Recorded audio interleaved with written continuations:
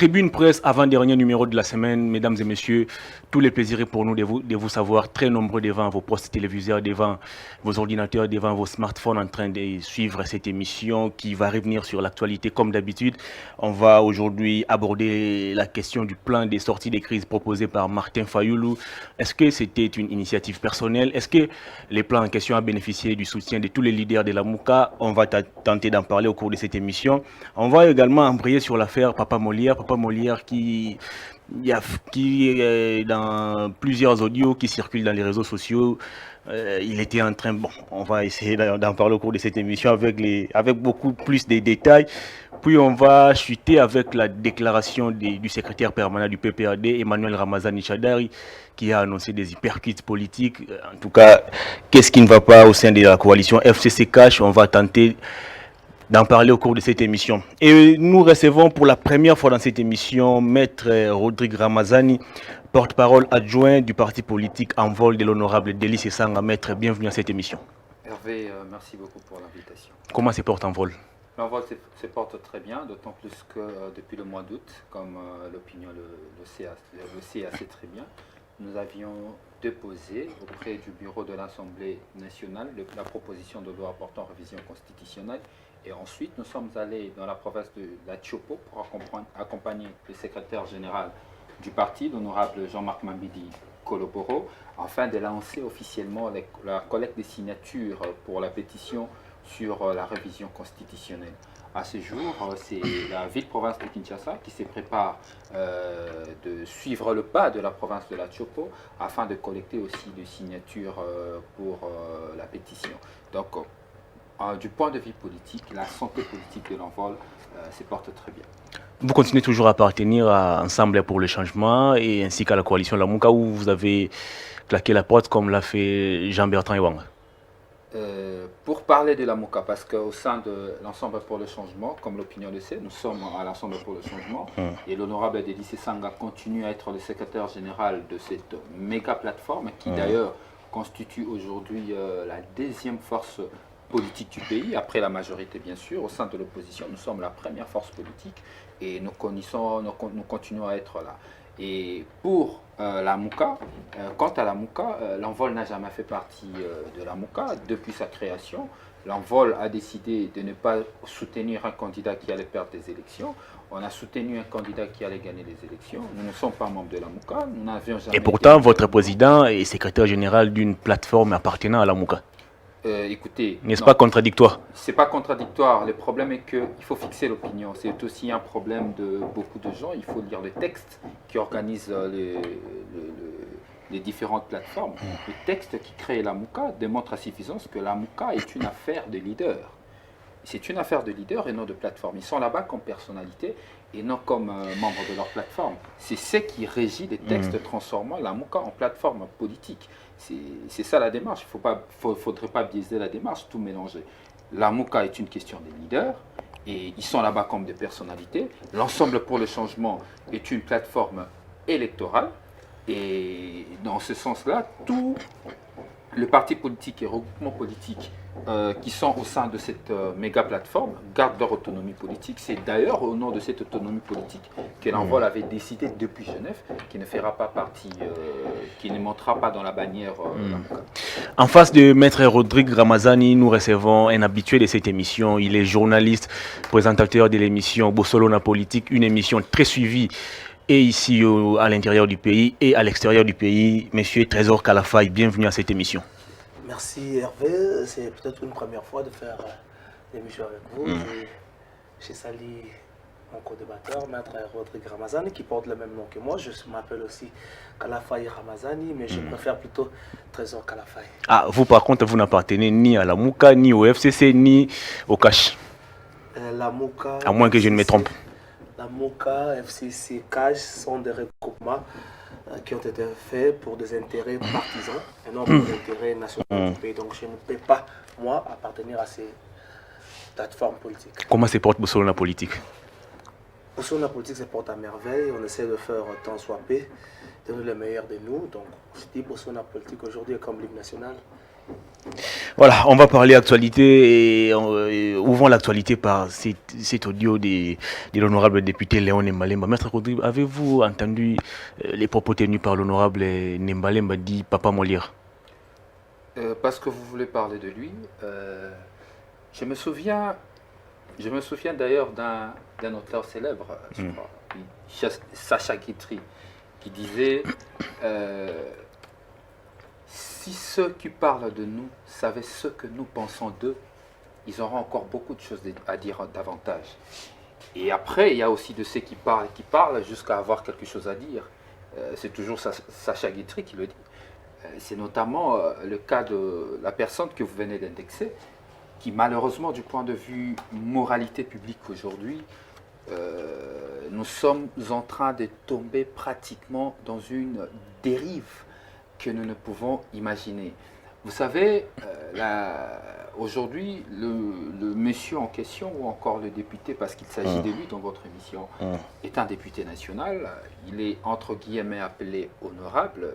Malheureusement, lorsque nous écoutons la manière dont cette dernière traite nos parents, nos mères, nos sœurs, dans cet audio, cela démontre à suffisance que, au-delà de la légèreté légendaire que certaines personnes de cette caricature peuvent démontrer, que dans une certaine mesure, la vie politique est redescendue tellement bas, c'est même à l'image du débat politique aujourd'hui.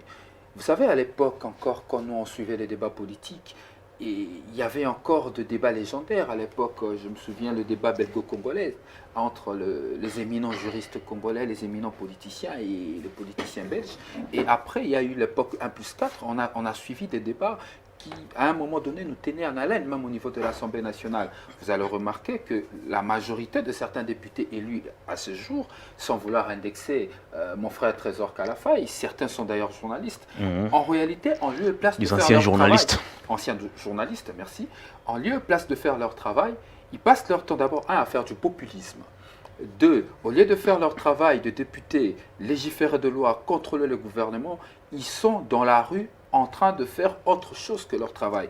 La conséquence est là, la vie publique est désacralisée, la vie politique n'a plus de sens, et les députés dont vous parlez, dont vous faites allusion, démontrent à suffisance qu'au-delà de sa propre personne et de sa célébrité colmatée, il n'a rien à offrir du point de vue politique, à part les insultes et les insanités à l'égard de nos frères et sœurs, à l'égard de nos sœurs. Et je ne veux pas entrer dans le détail de cet audio qui, à la fin de compte, par moments fait mal. Ça fait très mal parce que lorsque vous écoutez ce qui est dit, je vois ma mère, je vois mes sœurs, je vois nos enfants. Et pourtant, il a lui-même une femme, il a des filles. Et ce qui est encore plus dangereux, j'apprends même par certaines personnes qu'il est promoteur des écoles. C'est une situation que la société doit prendre à bras le corps et que prochainement, la population de la FUNA, lorsqu'il voudra décider de donner mandat, qu'il puisse donner mandat à des personnes qui ont suffisamment de doses de moralité, qui ont la moralité, qui connaissent, qui ont le sens même de l'éthique politique, mais aussi de la moralisation de la vie politique. Monsieur Trésor Kalafaye, il y a quelques années, on a vu aussi, on a plutôt entendu aussi un député, Yves Kissombe pour ne pas les citer, lancer aussi des insultes contre une journaliste, je crois que c'était une journaliste de la RTVS 1, une dame. Aujourd'hui, c'est Papa Léon Nembalemba, au regard de tout ce qu'il a comme notoriété, au regard de tout ce qu'il a comme influence auprès de la jeunesse. Comment vous trouvez aujourd'hui les comportements affichés par les députés Léon Nembalemba? Merci Hervé. Moi, je n'aimerais pas plutôt pointer du doigt un seul individu dans ces problèmes. Je préfère plutôt parler de la moralisation de cette politique congolaise. Aujourd'hui, vous parlez de ces messieurs. Je ne vais pas moi citer son nom. Mais il y a 2 jours passés, on a parlé du cas héritier. C'est vrai, héritier n'est pas politique, mais c'est dans une même suite. Dans une même logique plutôt. Si vous revenez un peu plus en arrière, vous allez voir le cas Mamimi avec Justin Luemba et puis le gouverneur Atou. Si vous essayez de remonter, vous allez trouver pas mal de noms qui ont été cités dans des sales coups. C'est vrai, certes, ce sont des vidéos sextapes, mais ça fait partie de la moralisation de la scène politique congolaise. Est-ce que nous devons laisser faire cette histoire comme ça. C'est ça le plus grand problème. Comment sanctionner ces gens-là qui sont couverts d'un côté par les immunités parlementaires? Est-ce que la justice a le pouvoir de traquer le monsieur? C'est ça le plus grand problème. Est-ce qu'il faut continuer à laisser faire? Quand on a laissé faire héritier, on s'est dit héritier s'est fait filmer encore pour dire moi dans mon Kosako Tarabolo côté. C'est peut-être pour moi une jurisprudence. Je ne suis pas juriste et je suis en face d'un juriste. Est-ce qu'on aura les éléments pour clouer l'auteur de ces propos? C'est ça la plus grande question. Mais il s'avère qu'aujourd'hui, la classe politique congolaise a des sérieux problèmes de la moralisation. Est-ce que l'homme politique congolais aujourd'hui inspire un certain nombre de crédits? C'est ça aussi le problème. Au-delà de la confiance qu'on peut donner à quelqu'un pour se faire élire député, mais aussi la valeur humaine. Est-ce que le Parlement congolais reflète réellement la valeur humaine? Moi, je me dis non. C'est toutes ces questions qu'il faut se poser pour chercher à savoir comment mettre fin à ces pratiques, mais aussi comment sanctionner. Parce qu'après cela, moi je me rappelle que Moukeba est en prison pour des propos tenus à l'endroit de qui que ce soit. Je n'ai pas ici à juger les propos de Moukeba, mais est-ce que le propos de Moukeba est différent de ses propos? Est-ce que la pratique de Moukeba est différente de ce que nous vivons, nous voyons chaque jour? J'ai dit non. C'est beaucoup plus grave. Quelqu'un qui s'est fait filmer, qui fait une vidéo sextape, on le laisse passer. Quelqu'un qui tient des propos, entre guillemets, déplacés, il se retrouve en prison. Quelqu'un qui dit dans sa conversation, maman et tout, est-ce qu'il faut laisser faire ces genres de choses? C'est là où le plus grand problème. Mais moi, je pense qu'il est temps que l'Assemblée nationale, avec l'Assemblée sous Félix Tshisekedi, essaie un peu de sortir du lot, trouver des mécanismes, comment sanctionner ce genre de pratiques. Aujourd'hui, ces gens sont couverts parce qu'ils sont députés.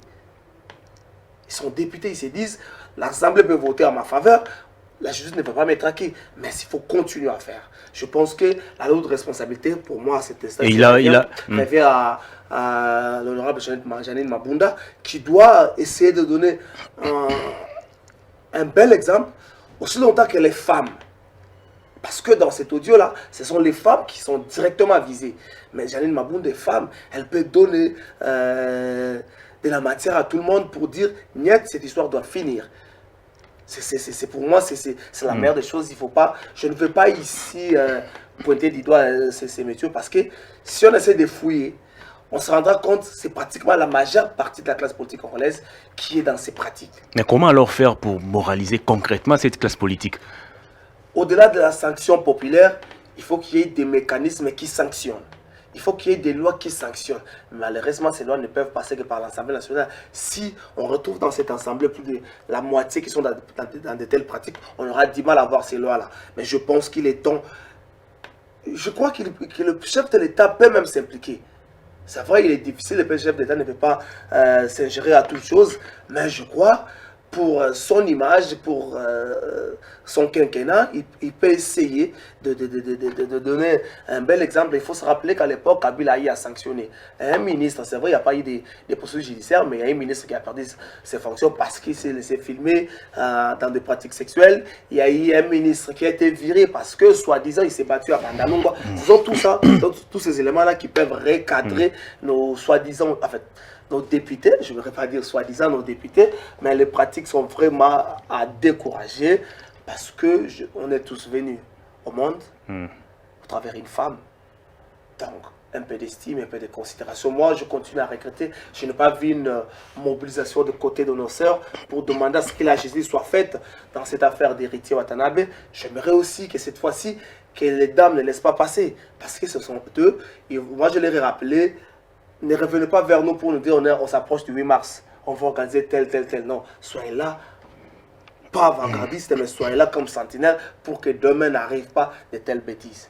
Maître Ramazani, au cours de cette conversation, Papa Molière menace même son interlocuteur en disant que je vais te faire arrêter.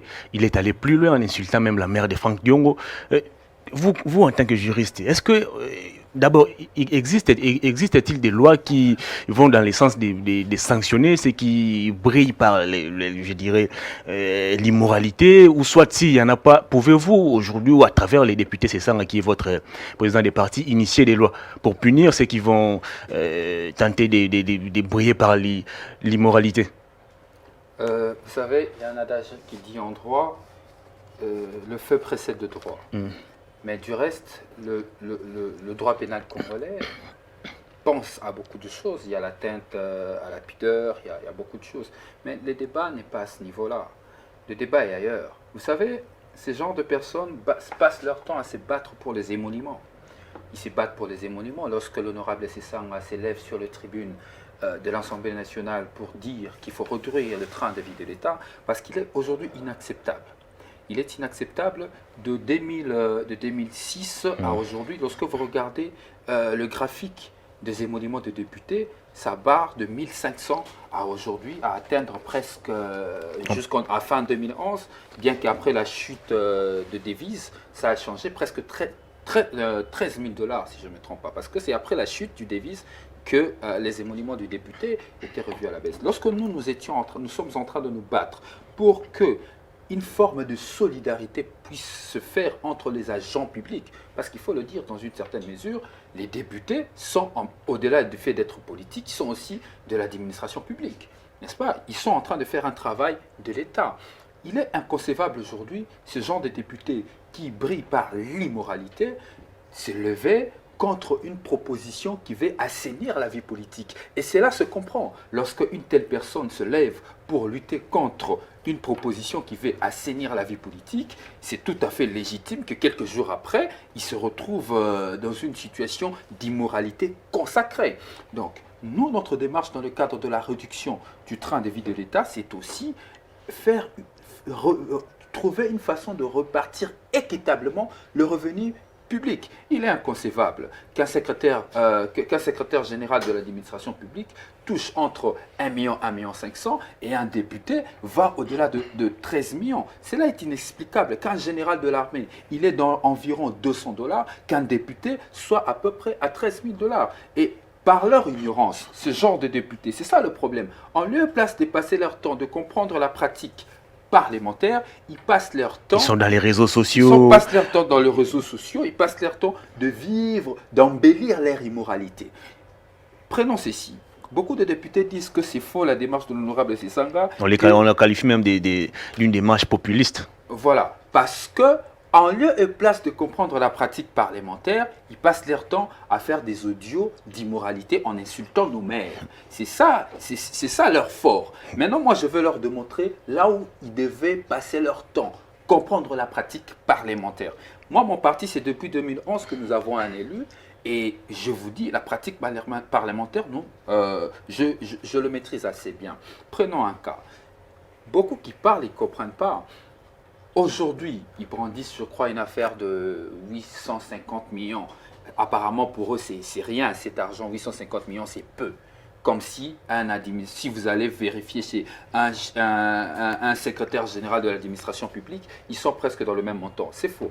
Écoutez, c'est l'article 109 qui est la base du débat, 109 de la Constitution, alinéa dernier.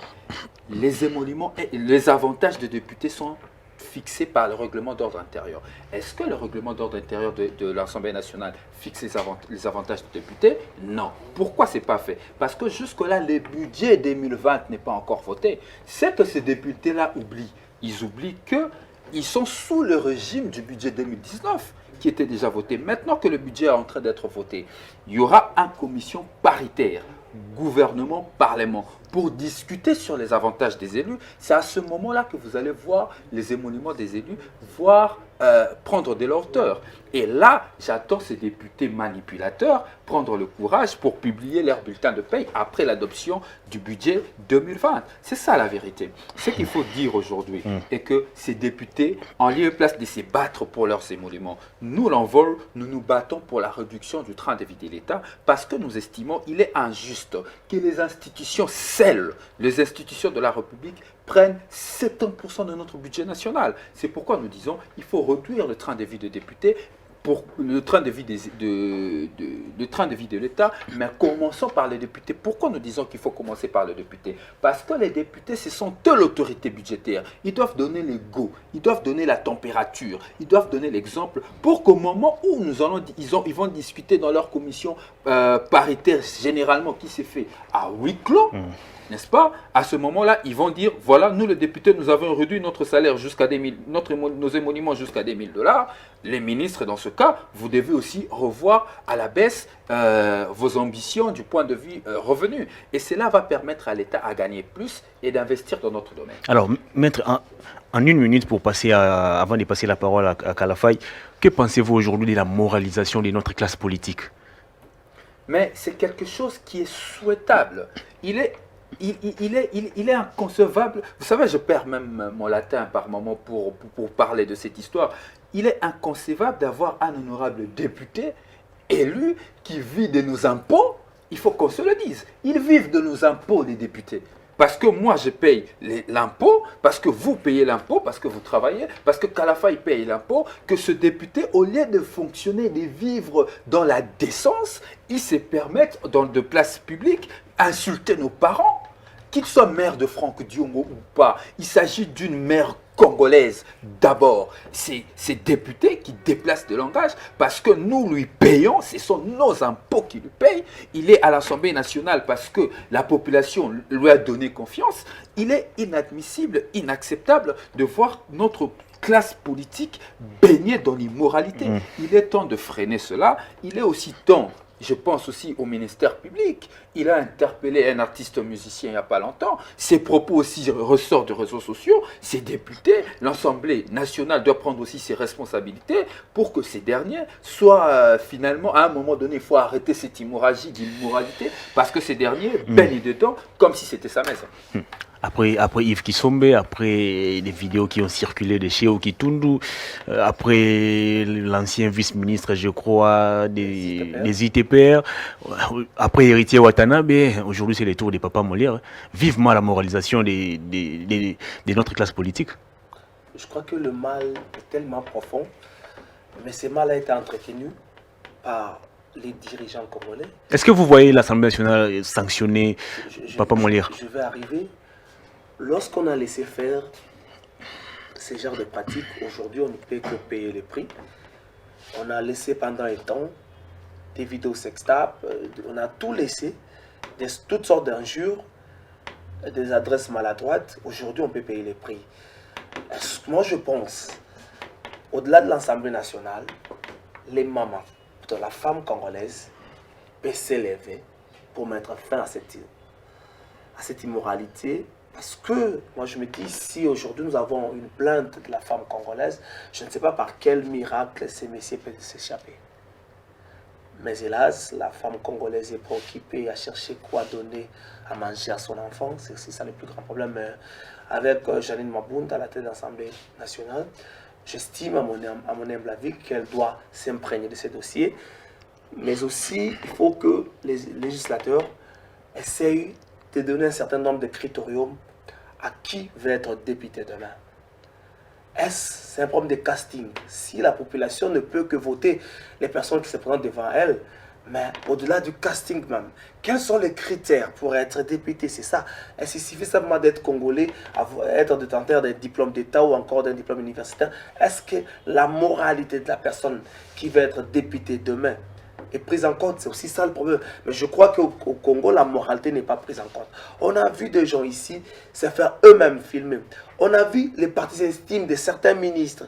Est-ce que ces gens ont été traqués? Je me dis non. Est-ce que la femme congolaise s'est levée pour telle ou telle vidéo pour dire j'en ai un peu trop, j'ai tellement souffert, je veux une justice? C'est ça les problèmes. Mais aussi le procureur général de la République qui a, lors de la rentrée parlementaire, de la rentrée judiciaire, dit qu'il se répand de tout péché dans les temps. Mais il est temps que ces messieurs, nous prouvent un peu de sa parole. Parce qu'il a dit qu'il se répand, mais les infractions sont là. Est-ce qu'il y a un procureur? Je crois qu'il est à la recherche des infractions.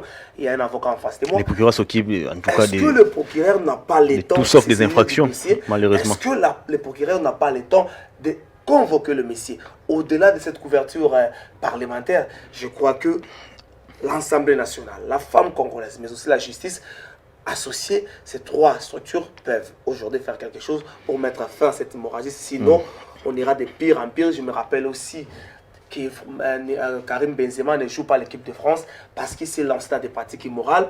Je me souviens la phrase lâchée par François Hollande qui a dit « Ces gosses mal élevés, nous ne pouvons pas les laisser détruire la société. » Si au moins en France plutôt ça ne passe pas, comment, ou encore à plus forte raison, en RDC, un pays où nous devons protéger nos us et coutumes, comment laissons-nous ces histoires passer? C'est ça le plus grand problème. Deuxième thème de l'émission, mesdames et messieurs, on va prendre la déclaration du secrétaire permanent du PPRD, Emmanuel Ramazani Shadari, qui estime que le PPRD n'est pas dans l'opposition, ils sont toujours au pouvoir. Kabila, c'est le grand prêtre. Il a promis des hyperkits à leurs adversaires politiques. À la fin, je suis à vous pour ces premiers thèmes. Finalement, qu'est-ce qui ne va pas au sein de cette coalition FCC-Cash? Ce sont des déclarations intempestives, ce sont des invectives de part et d'autre. Finalement, comment doit-on mettre fin à cette situation qui tarde un peu à finir? Mon frère Shadari, je crois qu'il doit essayer un peu de se calmer, de mettre un peu d'eau dans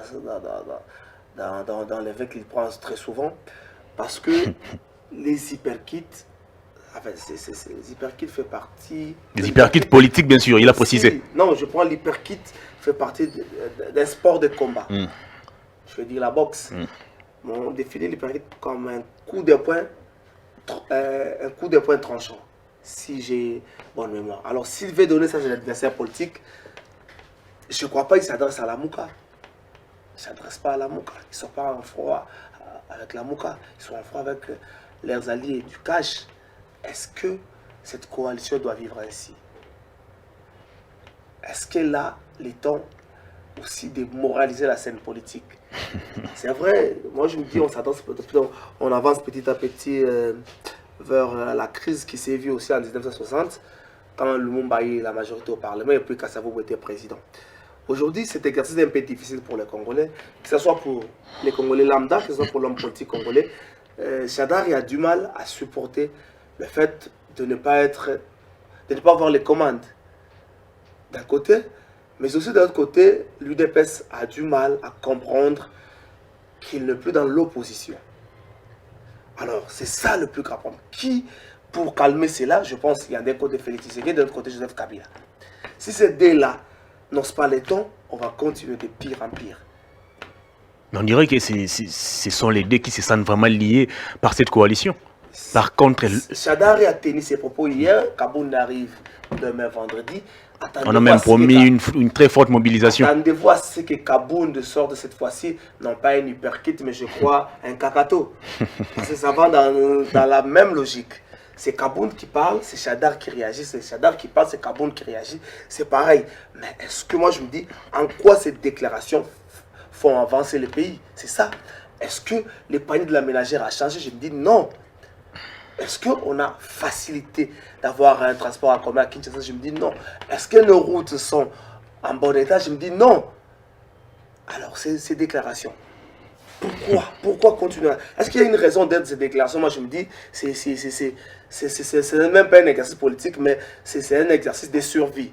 D'un côté, Shadari veut faire voir aux gens qu'il existe réellement, qu'il est le secrétaire permanent du PPRD. De l'autre côté, Kaboun veut prouver à ces militants de l'UDPS qui n'a pas arrêté avec cette casquette de militant, qui continue à être militant malgré son étiquette du premier vice-président de l'Assemblée nationale. C'est tout ça le problème. Mais les combats un peu entre ces deux personnalités, mais je pense que ça influence un tout petit peu leur jeunesse. Il y a d'un côté la jeunesse de l'UDPS, de l'autre côté la jeunesse du PPRD, qui à tout moment, malgré les efforts fournis par la jeunesse de l'UNC, aussi le président de l'UNC, pour essayer de mettre autour d'une table ces deux groupes de jeunes, mais ça ne peut pas marcher, ça ne peut pas s'accalmer, ça ne peut pas s'apaiser si Kabila ou Félix d'un côté essaient de ramener leurs troupes à l'ordre. Mais ceci, ça donne une très mauvaise impression de notre classe politique aujourd'hui.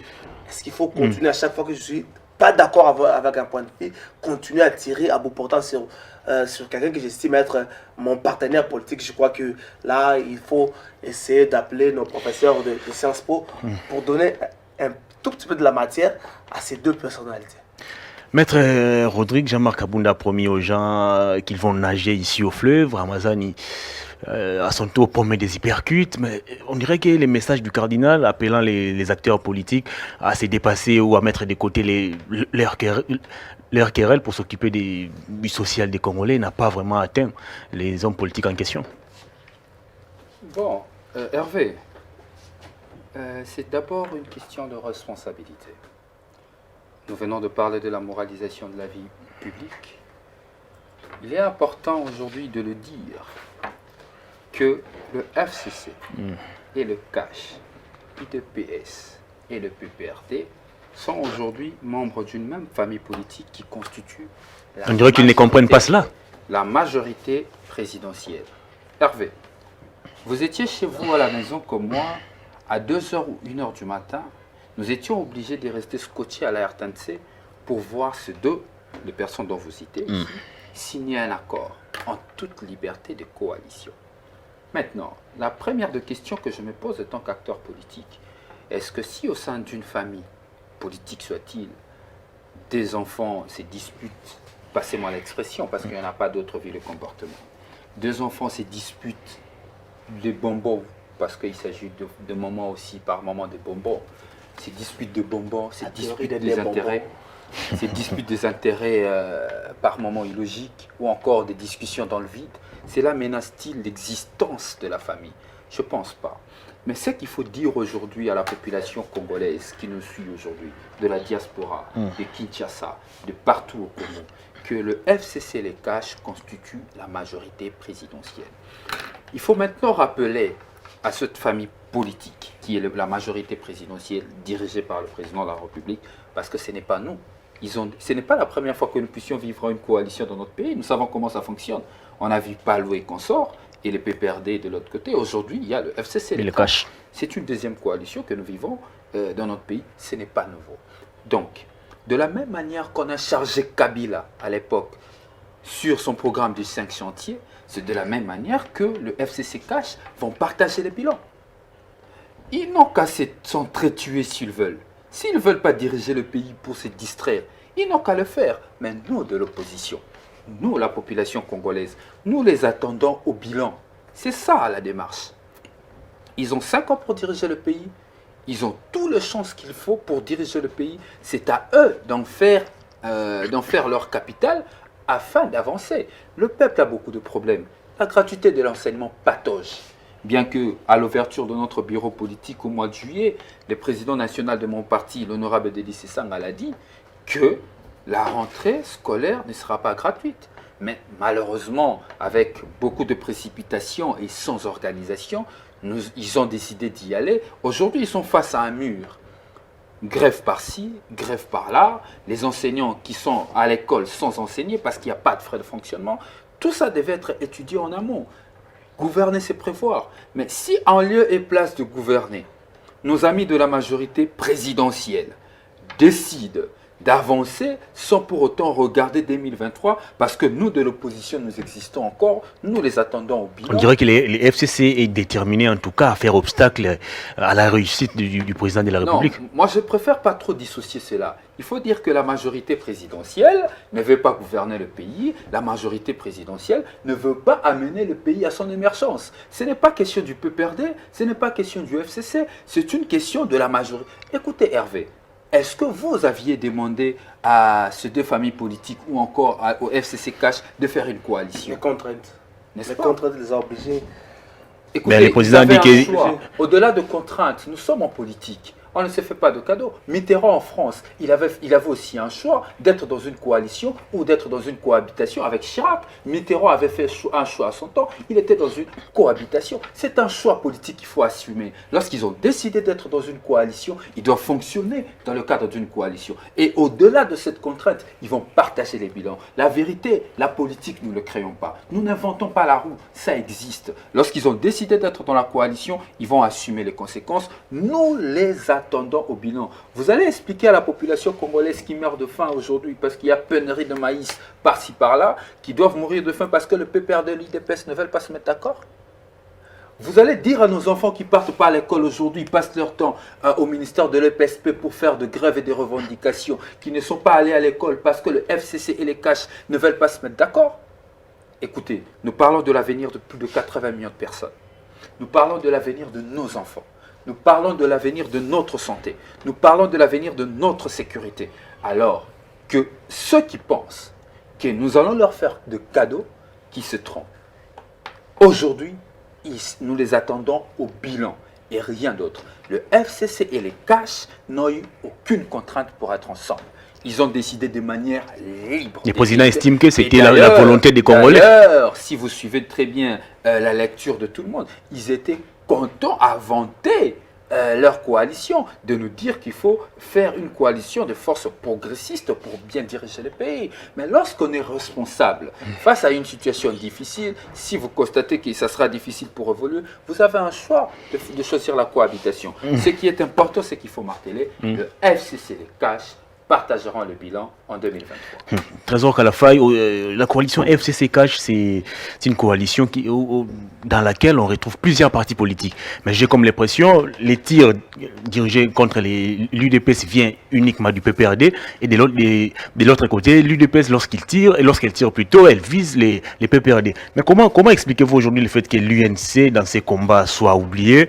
Il y a tous ces partis qui forment les FCC qui sont oubliés, mais les tirs sont focalisés plutôt entre les PPRD et l'UDPS. Comment expliquez-vous cela?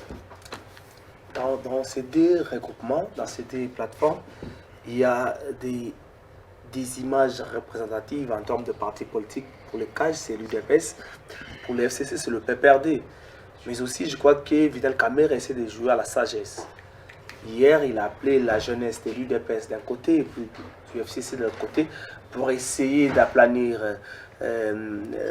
certaines zones d'ombre. Mais je crois que au-delà de tout ça, Félix Tshisekedi d'un côté, Joseph Kabila de l'autre côté, mais il se pose un problème pour les CACH. Aujourd'hui, qui dirige les CACH? Est-ce Jean-Marc Aboud? Est-ce Vital Kamerhe? Est-ce Félix Tshisekedi? Parce qu'on a vu Jean-Marc Aboud signer sur des documents avec des titres différents. D'un côté, président du CACH, de l'autre côté, coordonnateur du CACH. Est-ce que Jean-Marc Aboud est le patron de la structure CACH?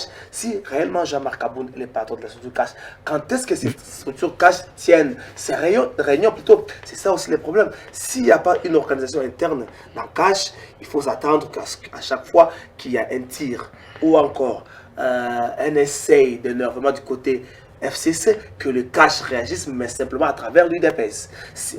Du côté FCC, on peut se dire qu'il y a une certaine organisation. FCC, lorsqu'on parle, c'est la conférence des présidents. C'est le présidium qui s'est réuni. Ça prouve à suffisance qu'il y a une organisation. Au-delà de tout ça, il y a une autorité morale qui peut à tout moment essayer de calmer les jeux. Mais du côté CACH, il y a un tout petit peu, il faut se dire, il y a un désordre qui règne. Kamerhe, de l'autre côté, essaie de... Kamerhe, on dirait qu'il ne s'occupe vraiment pas de la coalition. Kamerhe essaie d'apaiser les choses, mais est-ce que... Il s'est fait oublier. Continuer. Moi, je crois que le président de la République doit officiellement donner les commandes. Bon, il ne doit pas donner les commandes parce que le CACH, c'est quelque chose qui est le fruit d'un côté des Kamerhe et de l'autre côté de Félix Tshisekedi. Il y a un accord de Nairobi.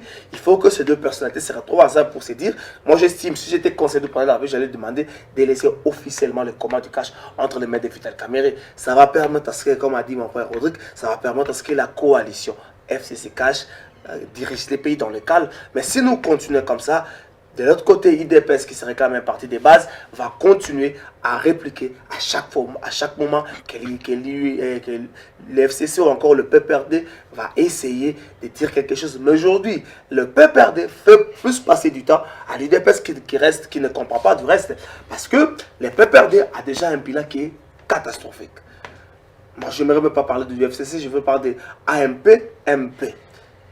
AMP est allié, ça veut dire Palou, MP est allié Palou, le FCC est né l'année passée, donc c'est ces regroupements qui a connu des mutations à un bilan.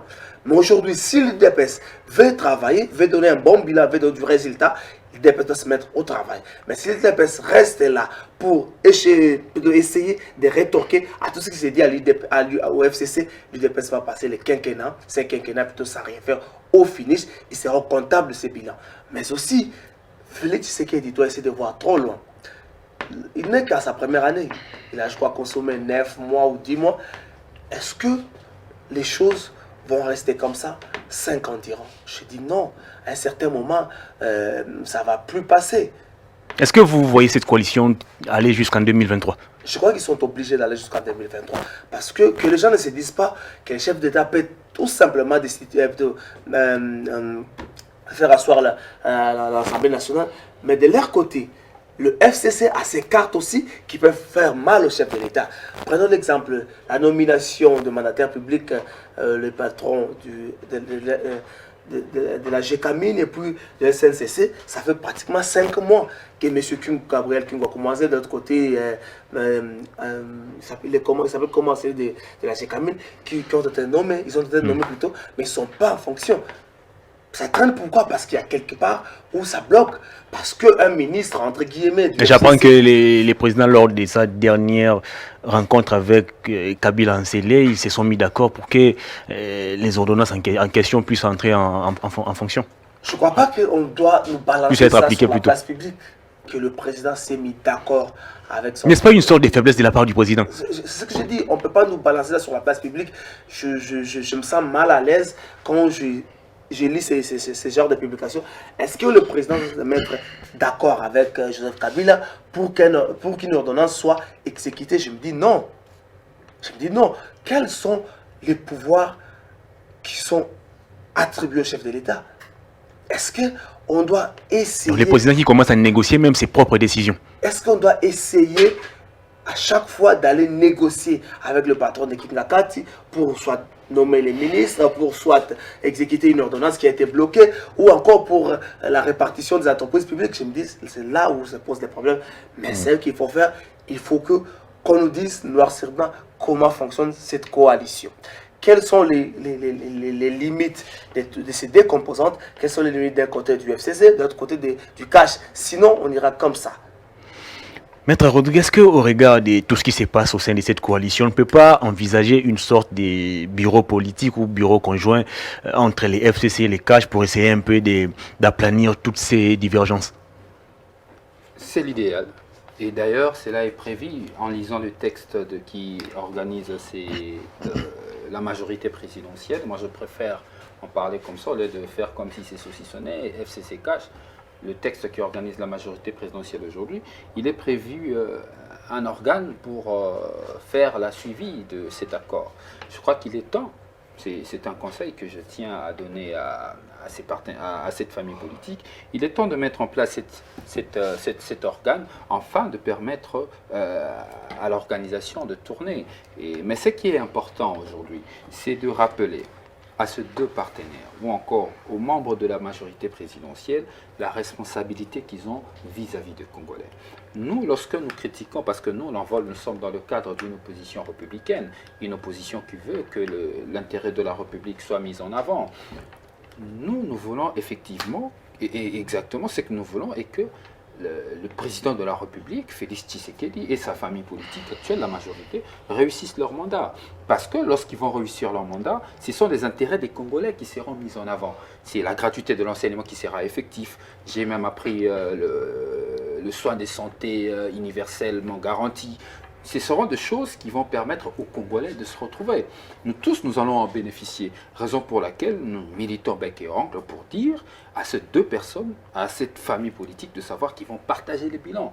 Ils vont partager les bilans. Il est temps de se remettre en cause, de réfléchir 2 ou 3 fois et tourner sa langue de 1000 fois avant de prendre une position en public. D'ailleurs, je conseillerais à Jean-Marc Abound, qui revient de sa mission, bien qu'il sera accueilli avec pompe par ses militants, de prendre de doses de responsabilités aussi dans ce propos. Vous savez, lorsqu'on est un leader politique, on est censé éclairer les autres et pas l'inverse. Lorsque vous êtes incapable d'éclairer les autres et que c'est la population qui doit vous éclairer, posez-vous la question, si vous êtes leader, c'est vous qui êtes devant ou c'est le peuple qui est devant. Mais à mon sens, le peuple ou encore la base est toujours derrière celui qui montre le chemin à suivre. Aujourd'hui, c'est lui le président intérim de l'IDPS. Il est censé montrer le chemin à ses combattants, leur dire ce qui est bien pour la coalition, ce qui est bien pour le bilan du président de la République. La manière dont ils sont en train d'amener les choses, les présidents de la République ne va pas s'en sortir. Ce qui est le plus important, parce qu'il s'agit de l'IDPS, plus de 36 ans de lutte, certes c'est vrai, il est par moments difficile de quitter sa peau de 36 ans, 36 ou 38 si je me trompe. 37 ans d'habitude, il est très difficile qu'ils puissent se quitter de ça, mais au moins qu'ils reviennent sur terre, ils ont le pouvoir. Ils ont le pouvoir, ils ont un président de la République. Ils sont dans le cadre d'une coalition. C'est dans leur intérêt d'ailleurs cette coalition pour le permettre de bien diriger. Parce que dans une cohabitation, ça sera très difficile pour eux de diriger. Et comme ils ont décidé d'être dans une coalition, et encore qu'ils l'ont fait librement, ils avaient aussi le choix de choisir la cohabitation. Mais là, nous leur conseillons de mettre de l'eau dans leur vin, de s'asseoir sur l'arbre à palabre, parce que nous sommes africains, il faut continuer à discuter, continuer à échanger au-delà de nos divergences, de discuter pour trouver des solutions aux problèmes. Des fois, même au sein du FCC, par moment, ça nous donne un peu envie de rigoler. Vous savez, au sein du FCC, il se pose un problème. En réalité, tout a commencé depuis les Katanga. Et Kabila va revenir, Kabila est le grand prêtre, Kabila... Mais attendez, si vous... On dirait qu'à part Kabila au FCC, il n'existe plus personne. Nous sommes au sein d'une famille politique qui a des professeurs. Au-delà du fait qu'ils ont des professeurs, ils ont exercé le pouvoir pendant 18 ans. Et certains membres influents de ce parti politique ont occupé des postes de responsabilité qui leur donnent de l'expérience, qui leur donnent de la crédibilité au sein de l'opinion, bien que la gestion a été calamiteuse. Mais est-ce qu'au sein de cette famille, il n'y a pas d'autres personnes qui peuvent exprimer les ambitions d'être présidentiables? Est-ce que Chadar lui-même ne peut-il pas aujourd'hui consolider tout ce qu'il a eu comme acquis en étant candidat président de la République? Parce que vous le pointez du doigt. Par exemple, lui, il peut, étant le dernier pas le dernier, le troisième après Martin Fayoulou, il peut aussi se dire, en 2023, je peux être candidat. Mais prière, s'il vous plaît, très chers membres du FCC ou encore du PPRD, laissez Joseph Kabila se reposer. Après le pouvoir, il y a une vie. Laissez-lui se reposer, diriger le parti politique, exprimez vos ambitions. Vous êtes professeur d'université, détenteur de beaucoup de diplômes. Certains même se sont battus pour qu'à la veille des élections, ils deviennent docteurs. Hein, je ne sais pas si le titre de docteur donne la crédibilité dans la gestion. Encore que la gestion, j'insiste, a été calamiteuse pendant 18 ans. C'est pourquoi nous, on a combattu ces régimes. Laissez Joseph Kabila se reposer. Vous êtes des professeurs d'université, vous avez des thèses, des doctorats, certains sont des docteurs, d'autres sont des professeurs, certains ont été présidents à l'Assemblée nationale, d'autres premiers ministres et d'autres ministres. Il est temps, au-delà du fait de revendiquer le droit d'être ministre, de revendiquer maintenant le droit d'être aussi présidentiable. Je pense qu'il est temps dans votre vie politique de passer à autre chose que de déranger Joseph Kabila qui est tranquille à Kibakati. Jean-Marc Aboun rentre demain vendredi. L'UDPS a promu une mobilisation en pompe. Pendant ce temps, il y a un communiqué signé par les députés FCC qui exige à Jean-Marc Aboun de leur présenter des excuses. Est-ce que vous allez conseiller à Jean-Marc Aboun de s'exécuter à ses caprices, je dirais, de ses camarades de la coalition, plutôt FCC? Politiquement, je dirais non. Parce qu'il y a une coalition. Sa survie aujourd'hui en tant que premier vice-président de l'Assemblée nationale dépend aussi de son attitude vis-à-vis de la démarche de ses collègues députés du FCC. S'il veut, Jean-Marc Aboun, garder son fauteuil, je crois qu'il doit essayer un tout petit peu adoucir ses propos, mais aussi, même dans une réunion à huis clos, essayer de faire comprendre à ses partenaires qu'il n'a pas voulu dire ceci, qu'il a voulu dire ça, pour essayer de calmer la tension. Pourquoi Chadari ne peut-il pas le faire aussi? Chadari aujourd'hui n'a aucune responsabilité étatique. Chadari, c'est un monsieur qui a été candidat président de la République en 2018. Il n'a pas été élu. Il s'est suffi à ses petits postes de secrétaire permanent du PPRD. Mais Jean-Marc Aboun, au-delà d'être président AU de l'UDPS, il est le premier vice-président de l'Assemblée nationale. Il a été au Rwanda, représenté la République démocratique du Congo. Donc, il n'a pas été là-bas comme un président AU de l'UDPS. J'estime à mon humble avis que Aboun doit plus avoir du retenu dans ses propos pour ne pas aussi essayer à chaque fois de s'asseoir sur une chaise éjectable parce que les députés du FCC se sentent mal à l'aise avec Aboun. Mais aussi à nos amis du FCC, vous savez, Kabila a dit qu'il n'a pas eu 15 bonnes personnes autour de lui.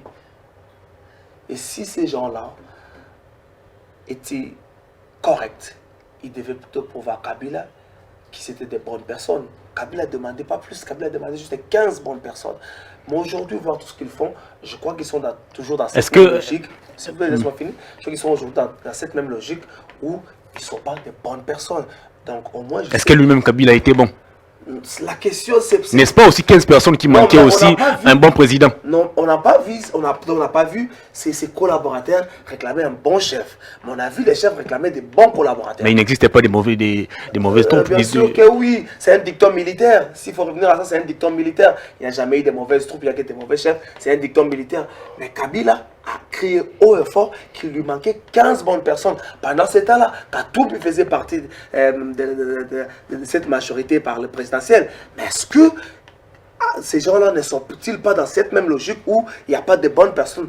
C'est pas Kabila qui connaît mieux ses acolytes du FCC. J'estime, je crois que c'est Kabila qui connaît mieux ses acolytes du FCC. Il les regarde en disant Bato et Bazaka Kaboé, ils ne sont pas de bonnes personnes et je ne peux pas faire foi à ces gens-là parce que Kabila a beaucoup de choses. Il a promis d'être journaliste après son mandat. Je le vois à chaque fois avec un appareil photo. Moi, je me dis, le radio, il peut être bon, il peut être un bon pigiste, mais aussi il a pas mal de choses à faire. Il a son fils qui joue très bien au football. Je crois qu'il peut bien soutenir son enfant dans ce qu'il fait. Ce serait une très bonne chose. Nous manquons peut-être un ailier performant comme son fils.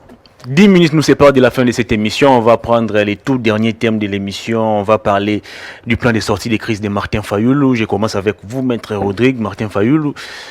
Aujourd'hui, avez-vous l'impression que Martin Fayulu a été soufflé par les combats de la vérité des urnes? D'abord, ce qu'il faut dire dans le cadre de sa proposition... Est-ce qu'Envol est aussi concerné par ces plans de sortie des crises? Non, même pas. C'est le plan de sortie de crise de l'ICD. Ça ne concerne que l'ICD. Et pour dire vrai, et pourtant Adolphe Mouzito ne fait pas partie de l'ICD. Bon, parce que si je ne dis pas de la MOCA, parce que je n'ai nulle part vu les leaders de la MOCA engagés derrière ce combat. C'est un combat peut-être qui est mené entre Martin Fayulu et d'abord qui commence à l'ICD, ensuite le parti Nouvel Élan du président Mouzito accompagne naturellement les démarches de Martin Fayulu. Maintenant, ce qu'il faut reconnaître à Martin Fayulu, c'est le droit de réfléchir.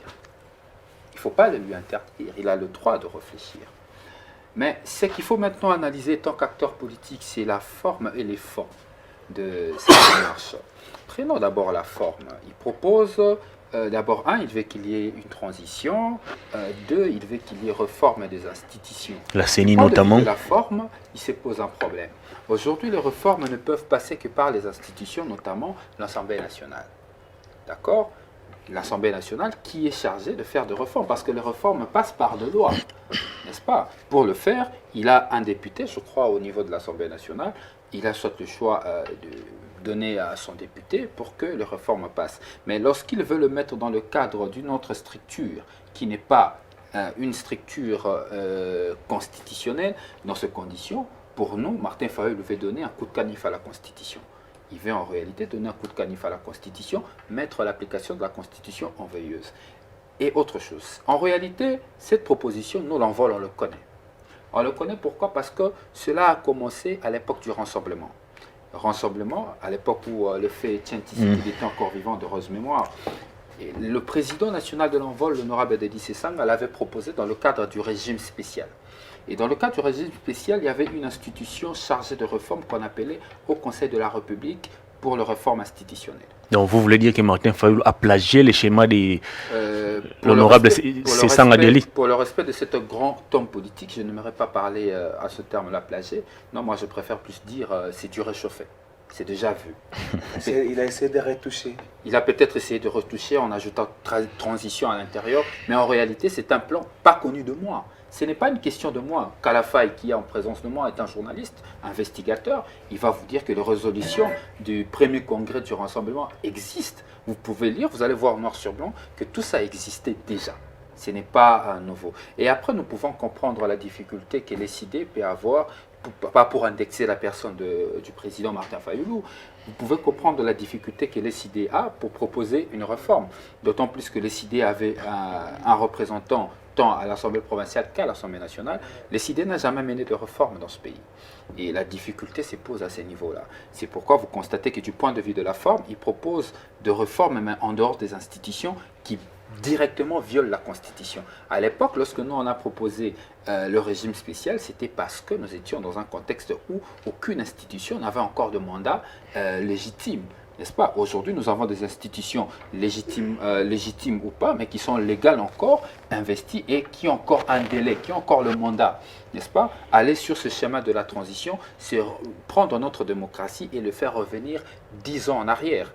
L'époque de la transition est finie. Aujourd'hui, tout celui qui prétend à la magistrature suprême doit être élu par les élections. Donc Martin Fayulu, s'il veut porter des réformes, il faut le faire dans le cadre des institutions. Maintenant, il faut le dire ceci. Résumé du système électoral, n'est-ce pas? Il s'est plaint aussi du système électoral, ça prend la CENI aussi à l'intérieur, il s'est plaint aussi du système judiciaire. C'est tout à fait légitime. C'est vrai qu'il y a des problèmes dans ce sens. Nous sommes opposants, nous savons que les élections se sont très mal déroulées. Aujourd'hui, il faut aller dans les réformes. Mais il n'y a aucune réforme sérieuse aujourd'hui qui peut se faire sans pour autant toucher à la Constitution. Voilà pourquoi là, on vole. Au début de cette législature, précisément au mois d'août, nous avions déposé une proposition de loi à l'Assemblée nationale, proposition de loi portant révision constitutionnelle, où nous demandons dans le cadre de réforme électorale, nous disons il faudrait revenir au détour des élections, de l'élection présidentielle, afin de renforcer la légitimité du président de la République. Et ensuite, nous demandons aussi que les sénateurs soient élus au suffrage universel direct. Et dans le cadre du système judiciaire, parce que Martin Fayulu s'en plaint, nous disons il faut renforcer le contrôle du système judiciaire en renforçant le Conseil supérieur de la magistrature, en y ajoutant l'exécutif et la société civile, afin qu'il y ait un œil de regard de la société et du législatif qui va à un moment donné répondre devant les élus nationaux. Après la prise du pouvoir par les présidents de la République, il a tendu sa main à la coalition Lamouka. La main du président a été traitée d'une main sale, mais aujourd'hui, c'est la même coalition Lamouka qui fait, je dirais, un rétropédalage. Vous avez entendu les déclarations d'Adolphe Muzito disant qu'ils sont prêts à reconnaître les pouvoirs du président de la République, mais à condition que les présidents aussi puissent accepter que les élections ont été très mal déroulées. Avez-vous l'impression aujourd'hui que Martin Fayulu et l'ensemble des leaders de la Mouka sont fatigués de faire l'opposition? Je sais pas, je n'ai pas été en 1960, mais je me dis si en 1960 on n'a pas connu des Kasavubu, on n'a pas eu les vieux Evaris et les autres, avec l'actuelle classe politique, si on pouvait avoir su, on allait avoir l'indépendance. C'est ça ma plus grande question. Mon frère Rodrigue Ramazani a dit ici, l'Africain vit plus sous l'arbre à pas l'arbre. Est-ce qu'il faut se retrouver autour de cet arbre? Je me dis, il faut réfléchir 2 fois, mais est-ce qu'il faut faire des réformes pour que nous ayons en 2023 des élections qui ne seront pas contestées? Je me dis oui. Comment les faire? C'est ça la plus grande question. Fayulu fatigué de l'opposition, je ne pense pas, mais je crois qu'il est inscrit dans une logique qui peut demain se retourner contre lui. De quelle manière? Il faut directement, à moins d'une année, c'est dire on peut s'asseoir autour d'une table pour essayer de contrecarrer tout ce qu'on a reproché, c'est-à-dire lui et Félix ont reproché à Kabila dans l'organisation de l'élection. Fini la vérité des urnes, fini la résistance, et c'est maintenant les dialogues. En fait, Fayulu et ses compagnons ne se classaient pas dans l'opposition, plutôt de la résistance. Est-ce qu'il était temps, ou encore il est temps, de demander à ce qu'ils se mettent autour d'une table avec la coalition FCC Cash? Moi, je me dis, pour moi, ce n'est pas le moment. C'est pas le moment. Est-ce qu'il faut faire des réformes? Je me dis oui, il faut faire des réformes parce que nous ne pouvons pas continuer à organiser des élections où dans la loi électorale, il n'y a pas une brèche qui a été ouverte pour la machine à voter, mais avoir des élections avec machine à voter. Ça, c'est normal, il faut faire des réformes. Est-ce qu'il faut essayer de toucher à la justice congolaise pour que demain, nous n'ayons pas de chambre spéciale ouverte parce que la Cour constitutionnelle a rendu des arrêts au-delà du temps imparti? Je me dis oui, il faut faire des réformes, mais comment les faire? Je me dis aussi, est-ce que s'il faut faire ces réformes-là en passant par l'Assemblée nationale, selon les proches des Fayulu se disent, Kabila continue à dominer l'Assemblée nationale, il faut se dire c'est oui, le FCC c'est plus de 350 députés. Est-ce qu'avec cette Assemblée nationale, les réformes de Fayoulou passeront. Ça, c'est une question qui reste posée, mais aussi avec la logique de mon frère Rodrigue, l'envol qui veut qu'il y ait une révision constitutionnelle. Mais il faut savoir aussi que du côté FCC, on attend à bras ouverts qu'il y ait une révision constitutionnelle, qu'on attend à bras ouverts que M. Delis Sesanga, député national, ouvre un débat autour de la révision constitutionnelle. Ils ont des cartes en dessous des cartes en dessous des tables pour chercher à voir aussi à leur tour des tournants pour qu'en 2011 peut-être en 2023 que nous aurons peut-être un président élu au suffrage pas universel mais au second degré. Est-ce que ce ne sont pas des cartes qu'il faut éviter? C'est toutes ces questions que moi je me dis qu'il faut essayer de trouver des réponses. Mais comment trouver ces réponses? Est-ce qu'il ne faut pas s'asseoir autour d'une table? Moi je pense qu'il n'est pas important de créer les hauts conseils pour la réforme nationale. Pour moi je me dis c'est pas important. Mais est-ce qu'il faut dialoguer? Est-ce qu'il faut se retrouver autour de table? C'est partant de ces dialogues qu'on peut sortir plutôt des résolutions s'il faut. Nécessairement que ces réformes passent par l'Assemblée nationale, c'est bon, mais s'il faut que ça passe par une autre structure au-delà de l'Assemblée nationale, ça doit être trouver des communs accords, mais que ça soit proposé par un groupe d'individus, comme ça sera aussi d'un côté torpiller la Constitution, mais aussi, est-ce qu'il faut réviser la Constitution? Je me dis, il faut les faire parce qu'il y a certains articles qui commencent à vieillir, il y a plutôt certains paramètres de la Constitution qui commencent à vieillir, mais aussi voir comment est-ce que et quand est-ce que réviser cette Constitution. Nous sommes arrivés pratiquement à la fin de cette émission. Maître Rodrigue, en une minute, une question, je la pose à vous deux. Quelle chance donnez-vous aujourd'hui à ces plans de sortie des crises de Martin Fayoulou? Et puis, quelle est l'opportunité aujourd'hui d'avoir un dialogue? Aujourd'hui, pour passer dans les réformes, il n'y a aucune réforme sérieuse aujourd'hui qui peut se tenir en République démocratique du Congo dans le cadre de demandes faites par Martin Fayoulou qui ne passera pas par une révision constitutionnelle. La porte ouverte pour la révision constitutionnelle est inévitable. La révision constitutionnelle aujourd'hui est une nécessité. Et d'ailleurs, il faut saluer la démarche de l'Envol parce que l'Envol a décidé de lancer ce débat aussitôt, en lieu et place de le faire à 2 h du matin, à la veille des élections, comme cela a été fait en 2011. L'avantage qu'on a aujourd'hui, nous avons un débat et nous commençons à écouter le son de cloche de chaque parti, et notamment le retour des Kabila et ainsi de suite. Au moins, la population sait où est-ce qu'on est en train de l'amener. Parce que qu'on le veuille ou pas, même à la fin du mandat du président de la République, il y aura une révision constitutionnelle. Qu'est-ce qu'il fallait faire? Est-ce qu'il fallait attendre la fin ou il fallait le commencer tôt? Nous, on a préféré de commencer le débat tôt, le mettre sur la place publique pour que nous puissions connaître les intentions des uns et des autres, pour que la population puisse prendre ses responsabilités. Maintenant, pour l'inquiétude sur le retour des élections pour l'élection du président au second degré, ça sera une violation de la Constitution. Le constituant dérivé, son pouvoir est limité par la Constitution elle-même. La Constitution limite le pouvoir du constituant dérivé en disant ceci, que le mode d'élection du président de la République, le nombre de mandats, ne peuvent faire l'objet d'aucune révision constitutionnelle. C'est l'article 220 qui verrouille tout. Maintenant, nous, dans notre proposition de porter révision constitutionnelle, nous le disons haut et fort. Depuis que nous avons commencé la vulgarisation, nous disons il n'est pas question de reviser l'article 220 ou encore les dispositions dites intangibles. Mais néanmoins, nous devons renforcer les faiblesses de notre Constitution. Je vais revenir à vous pour votre mot de la fin. La même question, je la pose également à vous. Quelle est l'opportunité aujourd'hui d'avoir un dialogue?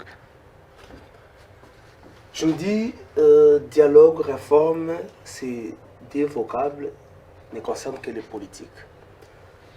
Pour moi, la plus grande inquiétude est le vécu quotidien de la population. Que demande le peuple? Le peuple a aussi gagné. Est-ce que le peuple facilement se trouve à manger quotidiennement aussi? Il ne suffit pas de se trouver à manger. Quelle est la qualité de la nourriture que consomme le peuple congolais aujourd'hui? Est-ce que les soins de santé sont à la portée de tous? C'est aussi ça. Est-ce que l'enseignement, au-delà de la gratuité et de qualité, est-ce que facilement on peut se mouvoir en République démocratique du Congo? C'est toutes ces questions-là auxquelles il faut répondre. Moi, je me dis, réforme, dialogue, c'est vrai, oui. il faut voir aussi à ces côtés-là, à ces coins-là, mais il faut donner l'essentiel, les minimums au peuple congolais. Après avoir donné les minimums au peuple congolais, on aura le temps de réfléchir autour de ça. Les Congolais lambda est fatigués de réformes, les Congolais lambda est fatigués de dialogues, les Congolais lambda n'attendent qu'avoir une vie aisée. Pour moi, je crois que ça serait la meilleure des choses que ces régimes, que l'actuelle classe politique congolaise peut donner à la République démocratique du Congo, parce que celle de 1960 nous a donné l'indépendance, mais aujourd'hui, on continue à patauger jusque-là. La classe politique qui a remplacé celle de 1960 n'a rien donné à la République démocratique du Congo. Maître Rodrigue, l'émission est complètement terminée. La logique de cette émission veut que l'invité puisse regarder la caméra et passer ses coordonnées au public qui va souhaiter peut-être continuer les débats avec vous. Oh, ok. Donner mes coordonnées. Je préfère laisser aux journalistes la responsabilité à chaque fois que vous serez contacté de passer librement mes coordonnées parce que vous l'avez. Et là, je dirais ceci pour le dernier mot.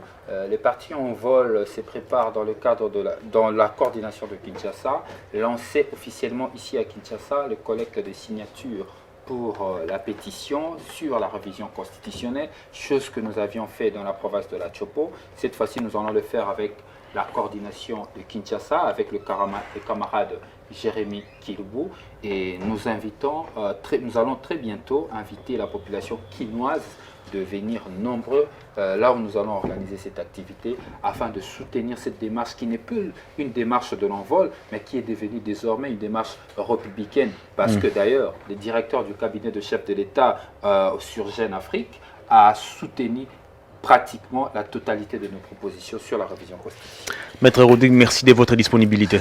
Merci beaucoup. Hervé. Vous êtes d'ailleurs habitué déjà à cet exercice. Je ne saurais plus donner mon numéro, ça fait 4 ou 3 fois que je donne ces numéros. Est-ce que je suis encore obligé? Mais il y a quand même quelqu'un qui vous suit peut-être pour la première fois. J'aimerais placer, moi, pour te donner mon numéro, chers amis Kombataou, chers amis de la diaspora. Ces numéros n'est pas là plutôt pour accueillir à bras ouverts vos insultes et injures. Mais pourquoi avez-vous toujours... Non, parce qu'on est habitué à suivre cela. Vous n'avez pas le monopole de l'insulte ou encore de l'injure. Mais simplement, lorsque vous le faites, ça prouve à suffisance d'où vous venez et quelle éducation sans parents vous avez eu. Donc, il ne faut pas se lancer dans de telles pratiques. Mon numéro est le plus 243 82 37 31 690 plus 243 82 37 31 690. Des soucis et le bien-être de la population. Et non le bien-être de Félix Tshisekedi, moins encore de Fayoulou. Je ne veux même pas citer des Katumbi et Bemba. Moi, le souci, c'est le bien-être de la population. Que demande le peuple. Merci de votre disponibilité, Kalafaï Trésor. Hervé Thomas, merci. Vous allez me saluer sans mot connaître. Je ne manquerai pas. L'émission est complètement terminée, mesdames et messieurs. Merci de nous avoir suivis. Nous avons reçu pour vous, pour la toute première fois, Maître Rodrigue Ramazani, porte-parole adjoint d'Envol, parti cher à l'honorable Délice Sanga, et Trésor Kalafaï, journaliste, analyste et politique, présentateur de l'émission Bossolona Politique. Si vous avez aimé cette émission, dites un grand merci à Néhémie qui a fait tout lui seul. En tout cas, il a réalisé, il a pris les images. Il va aussi les monter. Portez-vous bien. Au revoir.